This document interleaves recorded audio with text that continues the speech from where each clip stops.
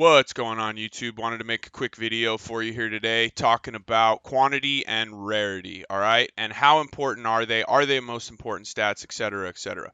So let me start off by posing a question.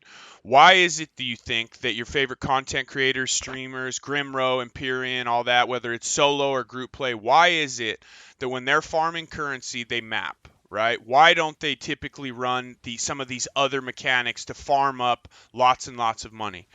And the reason being is number one is because you need to level. That is just the base game, right? You need to level up your Atlas, get your Watchstones. That is the flow of the game. But then again, everybody always returns to mapping. When you see people dropping these really big items, they're typically in maps, right? And why is that? Reason being, it is the most lucrative, universally lucrative form of making money in the game. Like, I know there's going to be people in the comments going, yeah, but in Sanctum, you can get 3 to 7 divines every single run, and blah, blah, blah. Yeah, but you also made some very specialized Queen of the Forest build that is only good at running Sanctum and Lab, right? Or, oh, Trial of the Ancestors is getting crazy loot.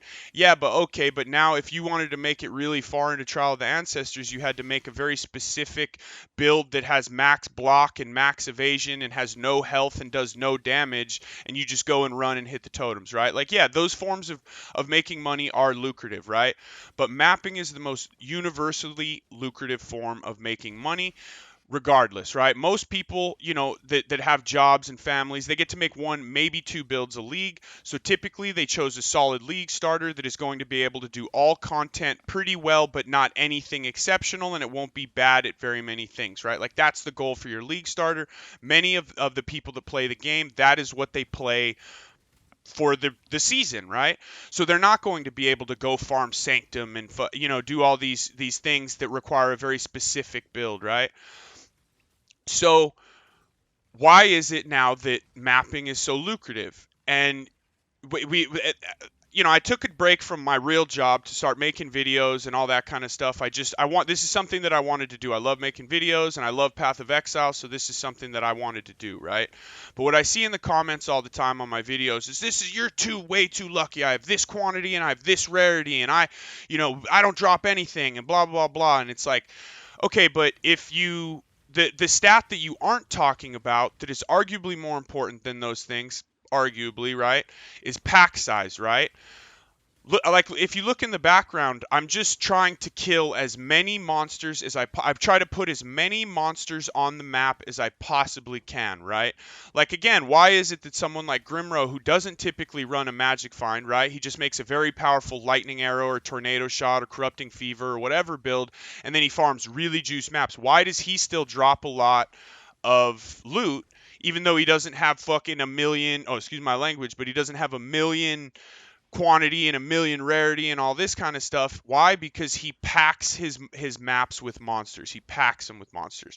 What's a cheap way to get more loot early on when you can't afford to get crazy sextants, you can't afford to do all these things, by crazy scarabs? How do you do it? You add more mobs to your map, right? So again, let's say you see me here opening these Legion chests. When I add Legion or say Delirium to my map, do you think that I am, see, look at all the nonsense that's dropping. When I hold alt, there's just a ton of garbage on the ground, right? But the more garbage that drops, the more good loot has the potential to drop, right?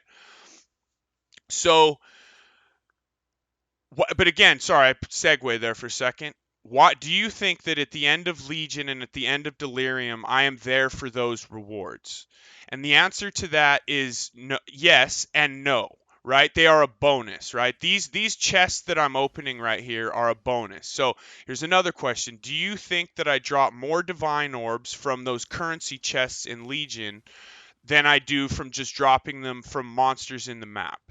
And the answer is, you drop way more from just monsters than you will from those chests ever, right? That's just the way it works. Those are bonus. Or the delirium rewards at the end.